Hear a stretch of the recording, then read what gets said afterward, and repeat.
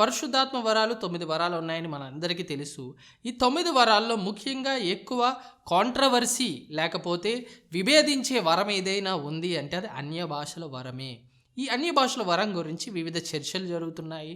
మరి మీరు అన్య భాషల వరం ఉందని నమ్ముతున్నారా? లేకపోతే నమ్మట్లేదా?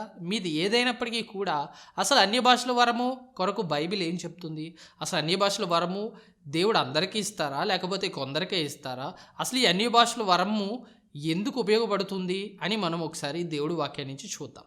మరి మొట్టమొదటిగా మనకి తెలిసి ఏంటంటే పెంతెకోస్తు దినమందు మరి శిష్యులందరూ మేడగదిలో కూడి దేవుణ్ణి ప్రార్థిస్తున్నప్పుడు అగ్ని జ్వాలల వంటి నాలుకలు విభాగించబడి వారి మీద వ్రాలగా వారందరూ కూడా అన్య భాషలతో మాట్లాడారని మనకి దేవుడి వాక్యం సెలవిస్తుంది. మరి అప్పటి నుంచి కూడా మన అపొస్తల కార్యాలు గమనించినట్లయితే ఆ తర్వాత అధ్యాయాల్లో కూడా శిష్యులు వారి కొరకు ప్రార్థించినప్పుడు వారు పరిశుద్ధాత్మ వరం పొందుకున్న తర్వాత వారు అన్య భాషల్లో మాట్లాడారని ప్రవచించారని మనము దేవుడి వాక్యంలో చూస్తూ ఉంటాం. కనుక అసలు అన్య భాషల వరము కొరకు ఒకసారి దేవుడి వాక్యం ఏం సెలవిస్తుందో ఒకసారి దేవుడి వాక్యం చూద్దాం. కొరింథీయులకు రాసిన మొదటి పత్రిక 12వ అధ్యాయము 7వ వచనం నుంచి చదువుతున్నాను. అయినను అందరి ప్రయోజనం కొరకు ప్రతివానికి ఆత్మ ప్రత్యక్షత అనుగ్రహింపబడుచున్నది. ఏలేనిగా ఒకనికి ఆత్మ మూలముగా బుద్ధివాక్యమును, మరి ఒకనికి ఆ ఆత్మను అనుసరించిన జ్ఞానవాక్యమును, మరి ఒకనికి ఆత్మ వలననే విశ్వాసమును, మరి ఒకనికి ఆ ఒక్క ఆత్మ వలననే స్వస్థపరచు వరములను, మరి ఒకనికి అద్భుత కార్యములను చేయు శక్తియు, మరి ఒకనికి ప్రవచన వరమును, మరి ఒకనికి ఆత్మల వివేచనయు, మరి ఒకనికి నానావిధ భాషలను, మరి ఒకనికి భాషల అర్థము చెప్పు శక్తియు అనుగ్రహింపబడి ఉన్నది.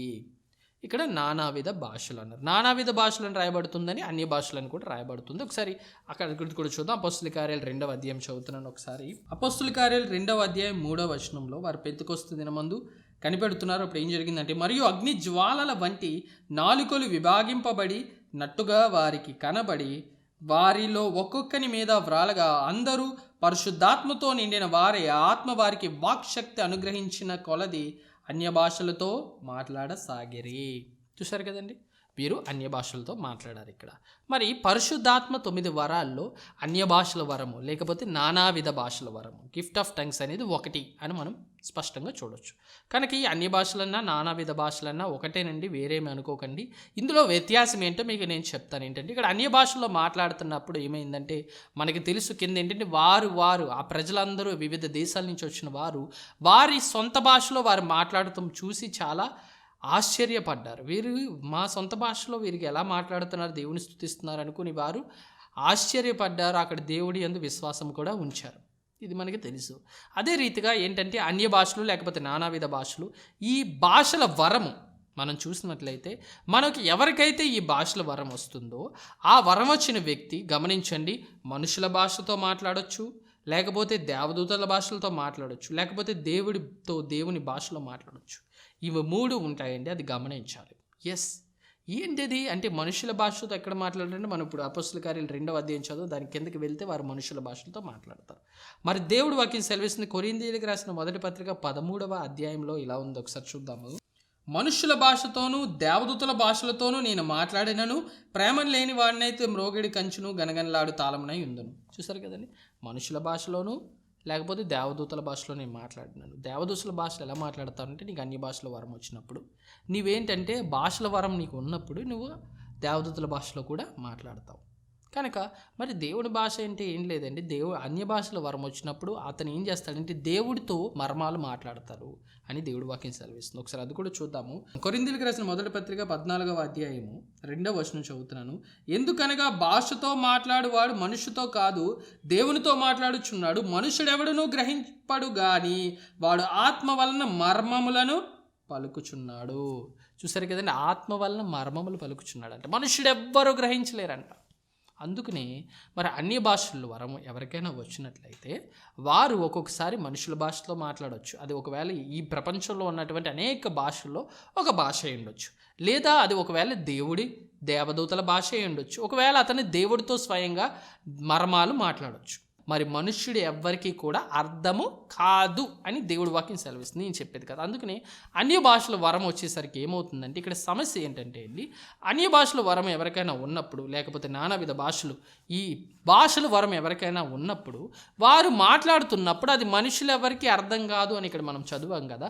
దానివల్ల ఏమవుతుందంటే సమస్య వచ్చి చాలామంది విమర్శిస్తున్నారు, ఇతనికి భాషలు వరం లేకపోయినా ఇతను ఇష్టం వచ్చినట్టు నటిస్తున్నాడని. ఒకవేళ నిజంగా కూడా మీకు భాషల వరం లేకుండా మీరు నటించి ఏదో ఇష్టం వచ్చినట్లు నాలుకని ఇష్టం వచ్చినట్లు మాట్లాడారనుకోండి, అది చాలా తప్పండి. ఎందుకంటే మీరు అక్కడ దేవుణ్ణి అవమానపరుస్తున్నట్టు కనుక అలాంటి పనులు దయచేసి ఎవరు చేయకండి. కానీ నిజంగా మీకు వరం ఉండుంటే, భాషల వరం దేవుడు మీకు అనుగ్రహించి ఉంటుంటే, మీరు భాషల వరంలో ప్రార్థన చేస్తున్నారంటే దాని అర్థం ఏంటంటే మీరు దేవుడితోటి మర్మాలు మాట్లాడుతున్నారంట. ఇక్కడ వాక్యం మరొకసారి చూద్దాం. ఎందుకనగా భాషతో మాట్లాడేవాడు మనుషుతో కాదు దేవునితో మాట్లాడుచున్నాడు, మనుషుడెవడు గ్రహింపడు కానీ వాడు ఆత్మ వలన మర్మములను పలుకుచున్నాడు. క్షేమవృద్ధియు హెచ్చరికయు ఆదరణయు కలుగునట్లు ప్రవచించువాడు మనుషులతో మాట్లాడుచున్నాడు, భాషతో మాట్లాడువాడు తనకే క్షేమాభివృద్ధి కలుగు చేసుకొనును. చూసారు కదండి, భాషతో మాట్లాడేవాడు తనకే క్షేమాభివృద్ధి కలుగు చేసుకుంటాడు. అంటే ఒకవేళ నాకు అన్య భాషల వరం వచ్చిందనుకోండి, ఎవరికి లాభము? నా పక్క వారికి కాదండి, నాకే లాభము. నా అంతరంగ పురుషుడే బలపరచబడతాడు అనమాట. అదే ఒకవేళ నాకు ప్రవచన వరం వస్తే ఇతరులకి నేను లాభకరంగా ఉంటాను అనమాట. అదనమాట. మరి అందరూ అన్య భాషలే మాట్లాడాలా అంటే దేవుడి వాక్యం ఏం సెలవిస్తుంది అది కూడా ఒకసారి చూద్దాము. మరి దేవుడి వాక్యం సెలవిస్తుంది, అదే కొరింథీయులకు రాసిన మొదటి పత్రిక 12వ అధ్యాయము 28వ వచనం నుంచి చదువుతున్నాను మధ్యలోంచి. తర్వాత కొందరిని స్వస్థపరచు కృపావరములు గలవారిని గాను, కొందరిని ఉపకారములు చేయువారిని గాను, కొందరిని ప్రభుత్వములు చేయువారిని గాను, కొందరిని నానా భాషలు మాట్లాడు వారిని గాను నియమించెను. అందరూ అపోస్తలురా, అందరూ ప్రవక్తల, అందరూ బోధకుల, అందరూ అద్భుతములు చేయువారా, అందరూ స్వస్థపరచు కృపావరములు గలవారా, అందరూ భాషలతో మాట్లాడుచున్నారా, అందరూ ఆ భాషలకు అర్థము చెప్పుచున్నారా, కృపావరములలో శ్రేష్టమైన వాటిని ఆసక్తితో అపేక్షించుడి అని దేవుడి వాక్యం సెలవుస్తుంది. చూసారు కదండి, అందరూ భాషలతో మాట్లాడుచున్నారా, కొందరికి అన్ని భాషల వరము ఉంది అని. ఈ 9 వరాల్లో మీరు ఒకవేళ పరిశుద్ధాత్మ దేవుడు మీలో ఉంటే 9 వరాలు మీలో ఉన్నట్లేండి. కానీ అవి మేనిఫెస్ట్ అవ్వటం, అన్నీ ఒకేసారి మేనిఫెస్ట్ అవ్వకపోవచ్చు. కానీ ఒక్కొక్కరిలో పరిశుద్ధాత్మ వారి మీదకి వచ్చినప్పుడు ఒక సూచనగా అన్య భాషల వరం వస్తుంది, లేదా ప్రవచిస్తారు. మరి అపోస్తల కార్యాల్లో చూసినట్లయితే పరిశుద్ధాత్మ వరం వారికి వచ్చిన వెంటనే వారు ఎక్కువ శాతం వరకు అన్య భాషలో మాట్లాడారని, ప్రవచించారని మనం దేవుడి వాక్యం అపోస్తల కార్యాలంతా మనం చూస్తాం, గమనించవచ్చు కదండి. మరి మీ మీదకి పరిశుద్ధాత్మ దేవుడు వచ్చినప్పుడు మరి మీకు ఒకవేళ ఈ 9 వరాల్లో ఏదో ఒక వరం మీకు ఉంటుందండి. ఒకవేళ అది బుద్ధివాక్యమైన అవ్వచ్చు, జ్ఞానవాక్యమైన అవ్వచ్చు, స్వస్థపరచు వరమైన ఉండొచ్చు, లేకపోతే నానా భాషలైన వరమైనా ఉండొచ్చు, లేకపోతే భాషలకు అర్థం చెప్పే వరమైనా ఉండొచ్చు, లేదా ప్రవచన వరమైనా ఉండొచ్చు. ఇలా 9 వరాల్లో ఏదో ఒక వరము మీకు వస్తుందండి. కనుక మరి ఏ వరము లేకుండా మీరు ఉన్నారు అంటే దయచేసి మనం ప్రార్థన చేయాల్సిందిగా ఉంది. మరి ఎందుకంటే దేవుడిని అడిగిన వారికి ఆయన తప్పకుండా ఇస్తాడు కనుక మనము 9 వరాల కొరకు మనం ప్రార్థన చేయాలి. కనీసం ముందుగా 9 వరాల్లో ఏదో ఒక వరం మన దగ్గర ఉండాలండి. కనుక ఈ పరిశుద్ధాత్మ దేవుడు ఇచ్చే వరాలు ఇవి 9 వరాలు. మరి దేవుడి వాక్యం సెలవిస్తుంది, మనము దేవుని ఆలయమై ఉన్నామని, దేవుని ఆత్మ మనలో నివసిస్తున్నాడని దేవుడి వాక్యం సెలవిస్తుంది. కనుక ఎప్పుడైతే ఈ పరిశుద్ధాత్మ దేవుడు మనలో నివసిస్తున్నారో, మనం ఆలయమై ఉన్నామో, పరిశుద్ధాత్మ దేవుడితోటి ఆయన వరాలు మనలోనే ఉన్నాయండి. కాకపోతే ఇవి మేనిఫెస్ట్ అవ్వటము, ఆ జరిగేది కూడా మనం అనుమతించినప్పుడే జరుగుతుంది. అందుకని కృపావరంలో శ్రేష్టమైన వాటిని ఆసక్తితో అపేక్షించడని దేవుడి వాక్యం సెలవిస్తుంది. కనుక మనం ఆసక్తిగా ఉండాలి, దేవుణ్ణి అడగాలి. కనుక ఇప్పుడు మనం అన్య భాషల వరంలో వల్ల ఉపయోగం ఏంటి? అన్య భాషల వల్ల ఉపయోగం ఏంటంటే, అన్య భాషల వల్ల మనకే ఉపయోగము. నువ్వు స్పిరిచువల్గా ఎదగాలని ఆశపడితే, మీరు ఎవరైనా కూడా నేను ఆ బైబిల్ చదువుతున్నప్పుడు నాకు ప్రత్యక్షతలు కావాలి, రెవల్యూషన్స్ కావాలి, నాకు వాక్యం బాగా అర్థం అవ్వాలి అని మీరు ఆశపడుతున్నట్లయితే మీరు దేవుణ్ణి అన్య భాషల వరం కొరకు అడగండి. దేవుడు మీకు అన్య భాషల వరం ఇస్తారు. ఈ అన్య భాషల వరము మళ్ళీ మీరు ఇలా కూడా అనవచ్చు, ఏంటంటే అందరికీ కాదు కదా, కొందరికి. అందుకని ఇప్పటి వరకు కొందరు అన్య భాషల వరం మాట్లాడుతున్నారు. కాకపోతే నువ్వు నిజంగా ఆసక్తిగా దేవా నాకు అన్య భాషల వరమి అని అడిగినప్పుడు దేవుడు నీకు అది ధారాళంగా దయచేస్తాడు. ఎందుకంటే దేవుడి వాక్యం సెలవిస్తుంది ఏంటంటే, తండ్రిని మనం అడిగినప్పుడు ఆయన ఇస్తాడు. ఆయన పరమ తండ్రి అని దేవుడి వాక్యం సెలవిస్తుంది. కనుక మన విశ్వాసంతో అడిగినప్పుడు దేవుడు పరిశుద్ధాత్మ వరాన్ని మనకి అనుగ్రహిస్తారు. ఎందుకంటే ఈ వరము చాలా అవసరమండి. ఎందుకంటే ఈ వరం వల్ల మనకి క్షేమాభివృద్ధి కలుగుతుంది అని దేవుడి వాక్యం సెలవిస్తుంది. ప్రేమ కలిగి ఉండుటకు ప్రయాసపడుడి, ఆత్మ సంబంధమైన వరములను ఆసక్తితో అపేక్షించుడి. చూసారు కదండి, మనము ఆత్మ వరాల్ని మనం ఆసక్తితో అపేక్షించాలి. ముఖ్యంగా ప్రవచన వరాన్ని అపేక్షించండి అని ఇక్కడ భక్తులు కూడా సెలవిస్తున్నారు. ఎందుకంటే ఎప్పుడైతే మనం ప్రవచించామో ఇతరులకి అది ఆశీర్వాదకరంగా ఉంటుంది, సంఘం ఆశీర్వదించబడుతుంది. కనుక మరి అన్య భాషల వరంకి వచ్చేసరికి మనకే క్షేమాభివృద్ధి. కనుక మీరు ఆధ్యాత్మికంగా ఎదగాలి అని మీరు నిజంగా ఆశపడితే దేవుణ్ణి దయచేసి అన్య భాషల వరం కొరకు అడగండి. దేవుడు మీకు అన్య భాషల వరము దయచేస్తారు. కనుక మరి అన్య భాషల వరము కూడా కొన్ని రూల్స్ ఉన్నాయండి. మరి చాలామంది ఇప్పుడు అన్య భాషల వరం ఉన్నవారి వల్ల వారు ఎక్కడ పడితే అక్కడ వరాలతో మాట్లాడటం వల్ల ఏమవుతుందంటే దేవుడి నామానికి దూషణ వస్తుందండి. అందుకని ఎందుకంటే అన్య భాషలో మాట్లాడినప్పుడు ఎవరికి అది అర్థం కాదు. ఒకవేళ మీకు గనక ఈ భాషల వరం గనక ఉన్నట్లయితే దయచేసి మీరు అన్ని భాషలకు అర్థం చెప్పు వరం కూడా దేవుణ్ణి అడగండి. అదే రీతిగా మీరు సంఘంలో గనక భాషలతో ప్రార్థించాలని కోరుకున్నట్లయితే తప్పకుండా కూడా అక్కడికి భాషలకు అర్థం చెప్పు వరం ఉన్న వ్యక్తి ఉంటేనే మనము భాషలతో మాట్లాడాలి అని దేవుడు వాక్యం సెలవిస్తుందండి. చాలామంది అలా చేయరు, వారి ఊరికినే భాషల్లో మాట్లాడుతూ ఉంటారు. అది ఎవరికి అర్థం కాదని ఇందాక దేవుడి వాక్యంలోనే ఉంది కదా, మనం చదువాం కదా. దానివల్ల ఏమవుతుందంటే సంఘంలో ఒక కలవరం వస్తుందండి. అందుకని దయచేసి మీరు దేవుడు ఇచ్చినటువంటి రూల్స్ మనం ఫాలో అవ్వాలి. ఎవరైనా కూడా మీకు భాషల వరం ఉంటే దేవుని స్తోత్రం మంచిదే, కానీ మీరు సంఘంలో ప్రార్థించాలి అంటే భాషల వరంతో తప్పకుండా అక్కడ భాషలకు అర్థము చెప్పే వ్యక్తి ఉండవలసిందే. అప్పుడు అతను భాషలో అర్థము చెప్తారు. దేవుడు అతనికి ఆ వరం ఇచ్చారు కనుక మీరు ఆ భాషల వరంలో మాట్లాడతారు. అప్పుడు సంఘము క్షేమాభివృద్ధి పొందుతుంది అనమాట దీనివల్ల. అదే ప్రవచించే వ్యక్తి ఉన్నట్లయితే అతను ప్రవచిస్తాడు కనుక ఆటోమేటిక్గా అతనికి అది ప్రవచనం అంటే మన భాషలోనే మనం చెప్తాం కనుక, ఇదిగో పలానా వ్యక్తి నీకు ఈ సమస్య ఉంది కదా, దేవుడు చెప్తున్నారు ఈ సమస్య తీరుతుందని అతను హృదయంలో ఉన్నది నువ్వు చెప్తావు కనుక అతను నమ్ముతాడు. అందుకని మరి ప్రవచనం అనేది విశ్వాసులకి సూచనగా ఉంది, అన్య భాషలు అనేది అవిశ్వాసులకి సూచనగా ఉందని కూడా దేవుడి వాక్యంలో ఉంది కదండి. దాన్ని బట్టి చాలామంది ఏమనుకుంటారంటే విశ్వాసులకి అన్య భాషలు అవసరం లేదు అనుకుంటారు. మరి అది కూడా ప్రమాదమే. ఎందుకంటే అన్య భాషలు మనకి తెలుసు, అపోస్తులు ఆ వరాన్ని పొందుకున్నారు అని మనం బైబిల్ బాగా తెలుసు మనకి. మరి అపోస్తుల కార్యాలు చూస్తే ముందు వారు నమ్మి బాప్తిజం పొందారు, వెంటనే వారు ఏం చేసేవారంటే అపోస్తుల్ని పంపించేవారు. అప్పుడు వారు పరిశుద్ధాత్మ వరం పొందుకునేవారు. అప్పుడు వారు అన్ని భాషల్లో మాట్లాడటము అలాగే ప్రవచించడం కూడా చేసేవారు. కనుక ఈ భాషల వరం అనేది కంపల్సరీగా క్రైస్తవులకి అవసరం కాదని కాదండి. కనుక ఇది అవిశ్వాసులకేమో అనుకోకండి. ఎవరైతే యేసు ప్రభు పరిశుద్ధాత్మను పొందుకుంటారో వారికి వచ్చేది ఇది. సో ఇది విశ్వాసులకు వచ్చేదే. కానీ ఇక్కడ ఎందుకు మరి అవిశ్వాసకి సూచనగా ఉంది అంటే మనం గమనించాలి. ప్రవచించాలంటే మనకి విశ్వాసం కావాలి. ఎందుకంటే ప్రవచనం అంటే దేవుడు నీతో అది చెప్తున్నారు, నీ హృదయంలో అది ఉందని మనం ప్రవచిస్తూ ఉంటారు. దేవుడు చెప్పిన మాటలు చెప్పాలి, దానికి చెప్పే వ్యక్తికి విశ్వాసం కావాలి.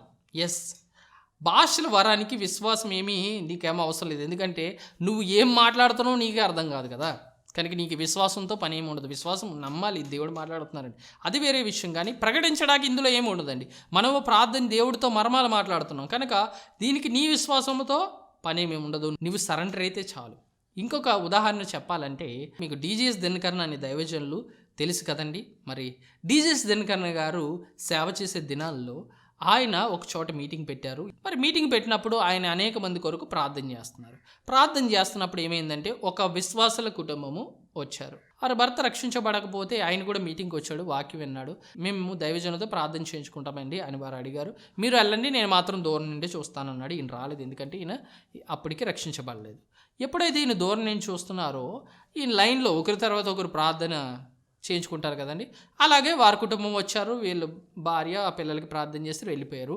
తర్వాత రోజు మీటింగ్కి ఆ భర్త కూడా వచ్చాడు ఆయన దగ్గరికి ప్రార్థన చేయించుకుంటారు. అప్పుడు ఆయన సాక్ష్యం చెప్పారు. ఏంటంటే, నేను యేసు ప్రభువుని నమ్మలేదండి, మా భార్య వారి పిల్లలు నమ్ముకున్నారు. కాకపోతే ముందు నిన్న మేము ప్రార్థన చేయించుకోవడానికి వారు వచ్చినప్పుడు ఏమైందంటే వరుసలో వారు వస్తున్నప్పుడు వారి ముందు వచ్చినటువంటి ఒక అమ్మాయికి మీరు ప్రార్థన చేశారండి. ఆ అమ్మాయిని చూశాను నేను, తెలుసు ఆ అమ్మాయి ఏమీ చదువుకోలేని కూలి పనులకి వెళ్ళిపోయే అమ్మాయిలానే ఉంది. ఆ అమ్మాయికి మీరు ప్రార్థన చేసినప్పుడు ఆ అమ్మాయి లాటిన్ భాష మాట్లాడటము నేను విన్నానండి. లాటిన్ భాష నేను నేర్చుకున్నాను. నాకు లాటిన్ భాష వచ్చు. ఆ అమ్మాయి లాటిన్ భాషలో దేవుణ్ణి స్తుతిస్తుంది. దాన్ని చూసి నాకు ఆశ్చర్యం వేసింది. నేను అప్పుడు యేసుప్రభుని సొంత రక్షకుడిగా అంగీకరించాను. తర్వాత అది ఏంటి అంటే అది భాషల వరం అని వీరు చెప్పారు అని ఆయన చెప్పారనమాట. చూసారు కదండి. ఆయన అవిశ్వాసిగా ఉన్నాడు. ఎప్పుడైతే ఒక వ్యక్తి భాషల వరం పొందుకుందో ఆ వ్యక్తి ఆ లాటిన్ భాషలో మాట్లాడటం బట్టి చదువురానమ్మ ఎలా లాటిన్ భాష మాట్లాడుతుందని ఆశ్చర్యపోయి ఇది దేవుని కార్యము అని అతను యేసుప్రభుని అంగీకరించాడు. దేవుని స్తోత్రం అండి. ఎస్, అలాగా ఇది అవిశ్వాసులకి సూచనగా ఉంటుందన్నమాట. కనుక దయచేసి అన్య భాషల వరము ఎంతో అవసరమండి. ఎందుకు అవసరం అంటే అపోస్తులైన పౌలు అన్య భాషల్లో మాట్లాడాడని ఆయనే ఒప్పుకున్నాడు. ఒకసారి చూద్దాం. కొరింథీయులకు రాసిన మొదటి పత్రిక 14వ అధ్యాయము 18వ వచనము. నేను మీ అందరికంటే ఎక్కువగా భాషలతో మాట్లాడుచున్నాను, అందుకు దేవుణ్ణి స్తుతించదను. చూసారు కదండి, మీ అందరికన్నా ఎక్కువగా నేను భాషలతో మాట్లాడుచున్నానని అపోస్తులైన పౌలు చెప్తున్నారు. అపోస్తులైన పౌలు ఎంత గొప్ప సేవ చేశారో మనకి అందరికీ తెలుసు. ఒకవేళ ఇది కేవలం అవిశ్వాసులకి అయితే ఆయన ఎందుకు ఆ వరాన్ని ఉపయోగించేవారు, ఆయన ఎందుకు ఆ వరాన్ని పొందుకునేవారు, అది మనం కూడా పరిశీలించాలి. కనుక అన్య భాషల వరము చాలా ముఖ్యమైనది. ఎందుకంటే అన్య భాషల వరము మన క్షేమాభివృద్ధి కొరకే, మనకే ఉపయోగము. కనుక ఆ అన్య భాషల వరం పొందుకుంటే కొన్ని రూల్స్ ఉన్నాయి. అవి ఇందాక మనం మాట్లాడుకున్నాము. సంఘములో అన్య భాషలతో మాట్లాడాలి అంటే, భాషల వరం లేకపోతే భాషల వరంతో మాట్లాడాలి అంటే అర్థము చెప్పే వ్యక్తి ఉండాలి. లేనప్పుడు నువ్వు మౌనంగా ఉండు, నువ్వు సొంతంగా నీకు నువ్వే ప్రార్థన చేసుకో. ఇతరులకి వినపడేలాగా దయచేసి ప్రార్థన చెయ్యొద్దు. ఎస్, ఇది మనం పాటించినప్పుడు సంఘము క్షేమాభివృద్ధిగా ఉంటుంది. లేకపోతే ఏమవుతుందంటే అందరూ కూడా ఎక్కడికి వెళ్ళినా చాలామంది అభ్యంతరపడుతున్నారండి. దయచేసి మీకు భాషల వరం ఉంటే దయచేసి ఎక్కడ పడితే ఎక్కడ అందరికీ వినిపించినట్లు మీరు ప్రార్థన చేయొద్దు దయచేసి. ఎందుకంటే దేవుని ఆత్మను మనం పొందుకున్నప్పుడు మనకి ఆత్మ ఇంద్రియ నిగ్రహ శక్తినిచ్చే ఆత్మ అండి. అంటే మన కంట్రోల్లో మనము ఉంటాం. ఎస్, అంతే తప్పించి నీ కంట్రోల్ నువ్వు తప్పిపోవు. ఎందుకంటే దేవుడు అల్లరికి కర్త కాదండి. మరి ఏంటండి, మరి నేను శక్తి తట్టుకోలేకపోయానండి, తన్మయానికి గురయ్యాను అనొచ్చు. ఎస్, అది కూడా ఉంది, లేదనట్లేదండి. మీరు ఏం చేయాలంటే మీరు ఒంటరిగా ఉన్నప్పుడు తలుపులు వేసుకుని లీనమైపోయి దేవుని స్తుతించండి. అప్పుడు మీరు తన్మయం పొందినా కూడా అది ఇతరులకి అభ్యంతరకరంగా ఉండదు. కానీ మనం అందరిలో ఉన్నప్పుడు చూసారు కదండి, మనకి తెలుసు వేషధార ప్రార్థన అంటే ఏంటంటే అందరిలో ఉన్నప్పుడు చేసేది వేషధార ప్రార్థన. అందరూ ఉన్నప్పుడు బిగ్గరగా చేతులు పైకి ఎత్తేసి గట్టిగా దేవా అనే ప్రార్థన చేసామనుకోండి, మంచిదే. మీరు ఇంట్లో అలాగే చేసి సంఘంలో అలా చేస్తే మంచిదే. కానీ ఇంట్లో అలా చేయకుండా సంఘంలో మాత్రమే వేషధారిగా మోకరించి చేతులు పైకెత్తి ఇంట్లో మాత్రం పడుకుని ప్రార్థన చేశారనుకోండి, అది వేషధార ప్రార్థన, అది దేవుడు అంగీకరించడు. అందుకనే దేవుడు ఏం చెప్తున్నాను, తలుపులు వేసుకుని రహస్యంగా ప్రార్థన చేయండి, అప్పుడు రహస్యం మందు చూస్తున్న నీ తండ్రి జవాబు ఇస్తారన్నారు. ఎస్, మరి అన్ని భాషల వరం కూడా మనం అందరి ముందు ఏదో షో ఆఫ్ చేసుకోవడానికి లేకపోతే నాకు వరం ఉందని చూపించుకోవడానికి కాదు. కానీ ఈ వరము నీకే క్షేమాభివృద్ధి. కనుక నువ్వు దేవుడి వరం పొందుకుంటే మంచిది, కానీ దేవుడు చెప్పినటువంటి సూచనలు కూడా మనము పాటించాలండి. కనుక మీరు ఎవరైనా కూడా అన్య భాషల వరము మీరు పొందుకోవాలని ఆశపడితే మీరు చేయాల్సిందల్లా ఒకటే ఏంటంటే మీరు రక్షించబడి ఉండాలి. ముందుగా మీరు యేసుప్రభుని సొంత రక్షకుడిగా అంగీకరించి ఉండాలి, యేసు రక్తంలో కడగబడి ఉండాలి, నమ్మి బాప్తిజం పొంది ఉంటే దేవుని స్తోత్రము. కనుక మనం చూసినట్లయితే కొర్నేలి గృహంలో కూడా వారు పేతురు వెళ్ళి సువార్త ప్రకటిస్తున్నప్పుడు అప్పటికి వారు రక్షించబడరు, కానీ వారు విశ్వసించడం వల్ల వారి మీద పరిశుద్ధాత్మ వరము కుమ్మరించబడి వారు భాషలతో మాట్లాడారని దేవుడి వాక్యం సెలవిస్తుంది. అందుకని పేతురు అంటారు కదా, వీరు మనకు వలే పరిశుద్ధాత్మను పొందారు కనుక వీరిని నీటితో బాప్తిజం తీసుకోవడానికి ఎవరు ఆటంకపరుస్తారు అని కూడా ఆయన చెప్పారు కదండి. కనుక వారప్పుడు అన్యజనులుగా ఉన్నారు, వారి మీద పరిశుద్ధాత్మ కుమ్మరింపబడింది, అప్పుడు వారు భాషలతో మాట్లాడారని దేవుడి వాక్యం సెలవిస్తుంది. కనుక మనం చూసినట్లయితే ఒకవేళ మీరు విశ్వసిస్తే మీరు యేసు ప్రభుని యందు విశ్వాసం ఉంచి ఆయన సొంత రక్షకుడిగా అంగీకరించినట్లయితే మీరు దేవుని వరము పొందుకోవడానికి అర్హులు. కనుక మీరు రక్షించబడి ఉండుంటే మీరు యేసయ్యా నా హృదయంలోకి రా, పరిశుద్ధాత్మదేవా నాలోకి రా అని మీరు ఆహ్వానించినట్లయితే దేవుడి వాక్యం సెలవిస్తున్న రీతిగా మనము దేవుని ఆలయమై ఉన్నాము, దేవుని ఆత్మ మనలో నివసిస్తున్నారు అని చెప్పినట్లుగా దేవుని ఆత్మ మనలో ఉంటారండి. ఎస్, ఆ దేవుని ఆత్మలో ఉన్నటువంటి ఒకానొక వరమే అన్య భాషల వరము.